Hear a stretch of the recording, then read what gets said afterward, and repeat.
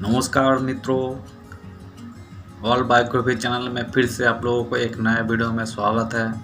उम्मीद है दोस्तों आप लोग अपने ज़िंदगी में खुश होंगे, मस्त भी होंगे, मज़े में होंगे और अच्छे से होंगे। मैं प्रशांत, आज की वीडियो में हम हरियाणा के नूह और मेवात की जो हिंसा हुई है हाल ही में, जो कि सोशल मीडिया पे अभी बहुत ही चर्चा का विषय बना हुआ है। आज हम इसी नूह ज़िले की हम बायोकॉपी को आपके सामने लाए हैं। इस बायोकॉपी में हम आपको बताएंगे असली वजह क्या है हिंसा की। तो वीडियो को बिना स्किप किए आप देखते रहिए ताकि आपको भी मालूम चल जाएगा इस नूह ज़िले की असली कहानी क्या है, किस वजह से ऐसा हादसा होता है और क्यों होता है। इस जगह की असली बायोकॉपी को हमने आपके लिए सजाए हैं आज। तो चलिए शुरू करते हैं।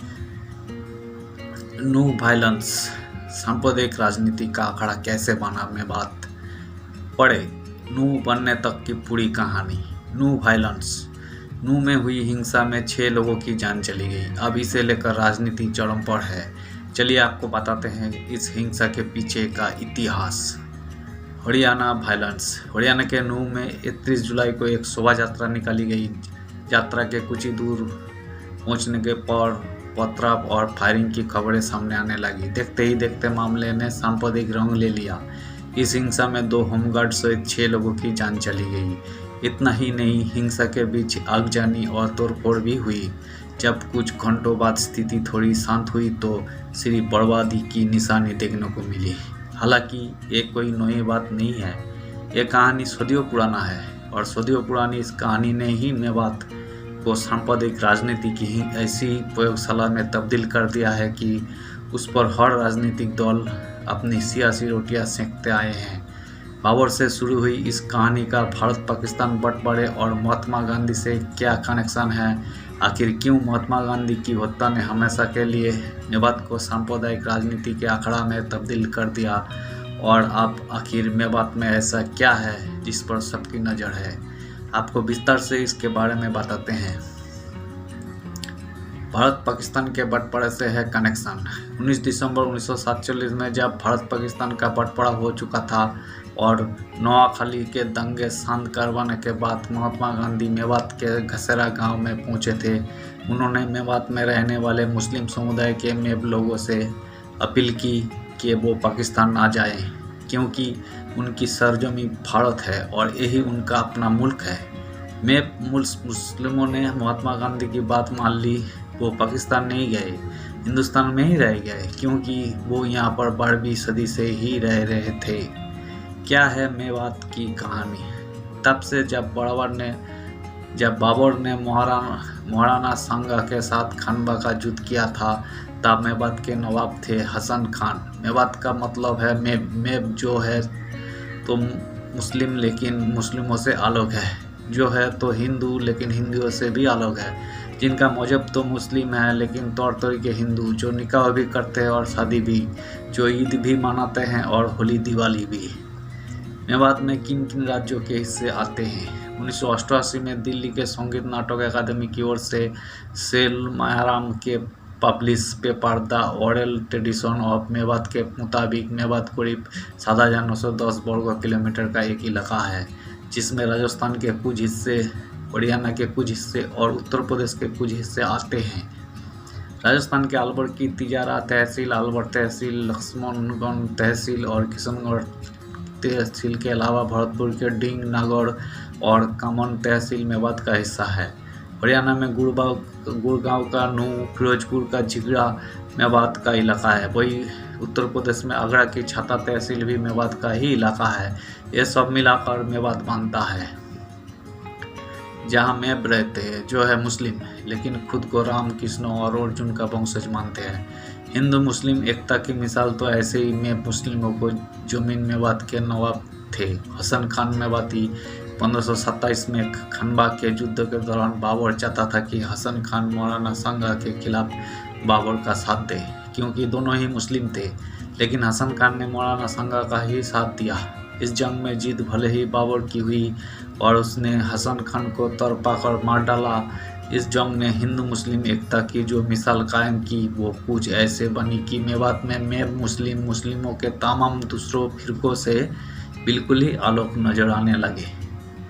वो अपना मजहब तो मुस्लिम बताते थे लेकिन अपनी जाति राजपूत बताने लगे। वो ईद की खुशियाँ भी मनाते, मुहर्रम का मातम भी, और रामनवमी, कृष्ण जन्माष्टमी भी शादी करते तो निकाह मौलवी भी पढ़वाता। लेकिन सीधे हिंदुओं के दूसरे रिवाज भी अपनाए जाते। धर्मों के अलग अलग आंदोलनों से शुरू हुआ बिखराव 1920 के दशक तक तो यह सिलसिला यूं ही चलता रहा। लेकिन इस दौरान दो अलग अलग धर्मों के दो अलग अलग आंदोलनों ने इन ताने बाने को बिखेर दिया। दरअसल उस वक्त क्षत्रिय सभा ने आगरा और मथुरा के आसपास रहने वाले उन मुस्लिमों की घर वापसी के लिए आंदोलन शुरू किया जो मलकाना राजपूत थे और जिनके पूर्वजों ने 100 से 200 साल पहले ही इस्लाम कबूल किया था। अब क्षत्रिय सभा ने आंदोलन शुरू किया तो मुस्लिमों को फिक्र हुई। पश्चिम उत्तर प्रदेश के बड़े और जमींदार घराने के वारिस मौलाना शाह इलियास ने तो अपनी सारी संपत्ति बेचकर मेवात में 100 मदरसे कायम किए ताकि घर वापसी कर चुके लोगों को फिर से इस्लामी तालीम दी जा सके। ये सभी वही मेव मुस्लिम थे जिनका मजहब इस्लाम था लेकिन उनके तौर तरीके हिंदुओं जैसे थे। लिहाजा मौलाना शाह इलियास ने तबलीगी जमात शुरू की जो लोगों के घर घर जाती और उन्हें नमाज पढ़ने के लिए प्रेरित करती। इसके एवज में स्वामी दयानंद सरस्वती ने शुद्धि आंदोलन शुरू किया और कहा कि जिस धार्मिक अधिकार से मुसलमानों को तबलीग और तंजीम का हक है उसी अधिकार से मुझे अपने बिछुड़े भाइयों को वापस अपने घरों में लौटाने का हक है। कैसे शुरू हुई हिंसा की कहानी। यहाँ से जो खाई पनपनी शुरू हुई तो उसे कभी पटा नहीं जा सका। वरिष्ठ पत्रकार और राजनीतिक विश्लेषक विनय सुल्तान बताते हैं कि स्वामी दयानंद सरस्वती मलकाना राजपूतों की घर वापसी कर उन्हें हिंदू बना रहे थे तो मौलाना शाह इलियास में मुस्लिमों को इस्लामा की दीनी तालीम देकर नमाज पढ़ने के लिए प्रेरित कर रहे थे। इस बीच साल आया 1929। तब अलवर के महाराज जय सिंह की ताजपोशी की रजत जयंती थी। उन्होंने खुद को राज ऋषि और धर्म प्रभाकर घोषित कर रखा था तो उनकी रजत जयंती मनाने में इतना बड़ा कार्यक्रम हुआ कि पूरा खजाना ही खाली हो गया। नतीजा ये हुआ कि महाराज जय सिंह ने लगान 4 गुना बढ़ा दिया। मेव मुस्लिमों ने इसका विरोध किया और राजा के खिलाफ हुए इस विद्रोह में हिंसा हो गई। इतना हिंसा हुई कि सैकड़ों में मुसलमान मारे गए। ये विरोध या विद्रोह 4 गुने लगान के खिलाफ था लेकिन तब इसे सांप्रदायिक रंग दे दिया गया और इसे हिंदू राजा के खिलाफ मुस्लिमों की बगावत के तौर पर देखा गया। फिर तो कट्टर हिंदुओं ने हिंदुओं का साथ दिया और कट्टर मुस्लिमों ने मुस्लिमों का। खाई बढ़ती चली गई। तब तक हो गया भारत का विभाजन और वो भी धर्म के नाम पर। तो हिंदू और मुस्लिम सीधे तौर पर 2 पालों में बंट गए। मैं मुस्लिमों उठाना पड़ा था इस बात का खामियाजा। हिंदुओं को हिंदुस्तान में रहना था, मुस्लिमों को पाकिस्तान में। कुछ ऐसे भी हिंदू थे पाकिस्तान में ही रह गए और ऐसे भी मुस्लिम थे जो हिंदुस्तान में रह गए और जो जहाँ रहा वहाँ उसके खिलाफ जाती हुई। पाकिस्तान में हिंदुओं पर तो हिंदुस्तान में मुस्लिमों पर, और इसका खामियाजा में मुस्लिमों को भी उठाना पड़ा। उनके खिलाफ भी हिंसा हुई और इतनी हिंसा हुई कि उनमें से लाखों में अलवर और भरतपुर से थोड़ा आगे आकर उस जगह पर रहने लगी जिसे पहले गुरुगांव और अब गुरुग्राम कहा जाता है। मैं वो चाहते थे कि वो भी पाकिस्तान चला जाए लेकिन फिर महात्मा गांधी आ गए, भरोसा दिलाया कि हिंदुस्तान ही तुम्हारा मुल्क है, यही रहो। तो वही यही रह गए। इसी बीच चंद दिनों के अंदर ही महात्मा गांधी की हत्या भी हो गई।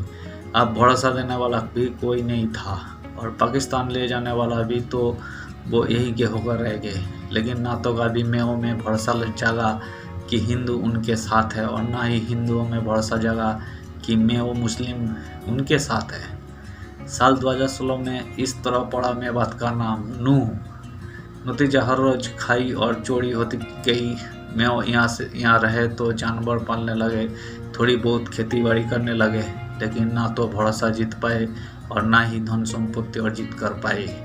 इस बीच साल 2005 में हरियाणा के गुड़गांव से अलग होकर मेवात को एक नया जिला बना दिया गया। साल 2016 में मेवात का नाम बदलकर उसे नूह कर दिया गया।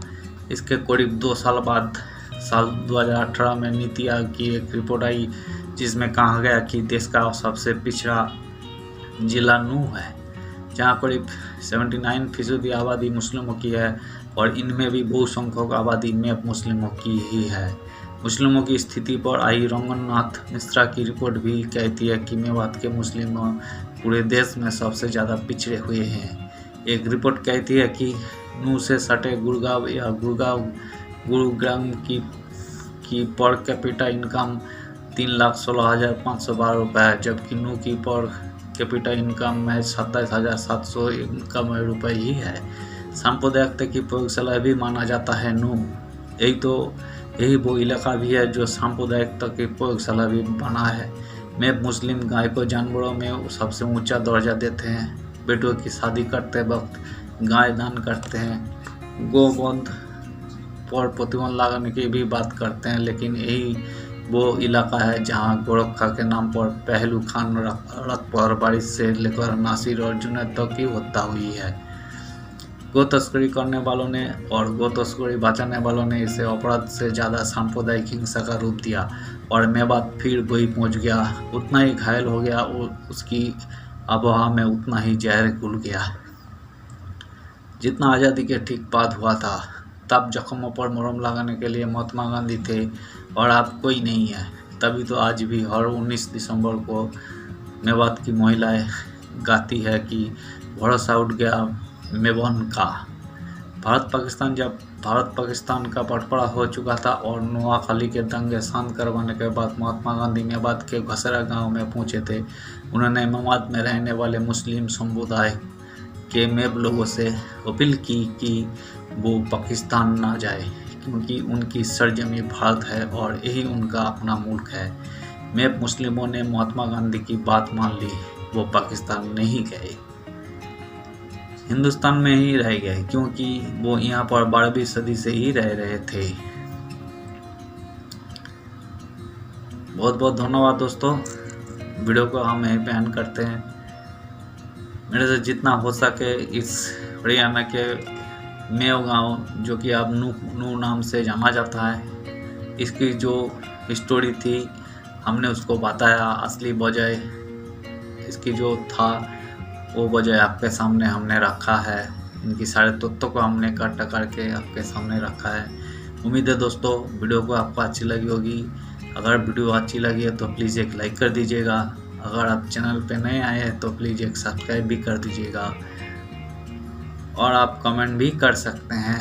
हम आपका कमेंट का एक्सपेक्ट करते हैं और हम आपका कमेंट का रिप्लाई भी करेंगे।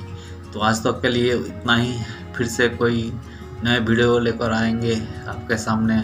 जो भी सोशल मीडिया पे ट्रेंड में रहेंगी वो वीडियो सबसे पहले मेरे चैनल में आपको देखने को मिल जाएगी। तो वीडियो को हम यहीं पे एंड करते हैं। फिर से कोई नया वीडियो लेकर फिर से आपको सामने आएंगे। मेरे चैनल में ऐसे ही अच्छी प्लेस की और बायोग्राफी हम करते हैं। बहुत बहुत धन्यवाद दोस्तों।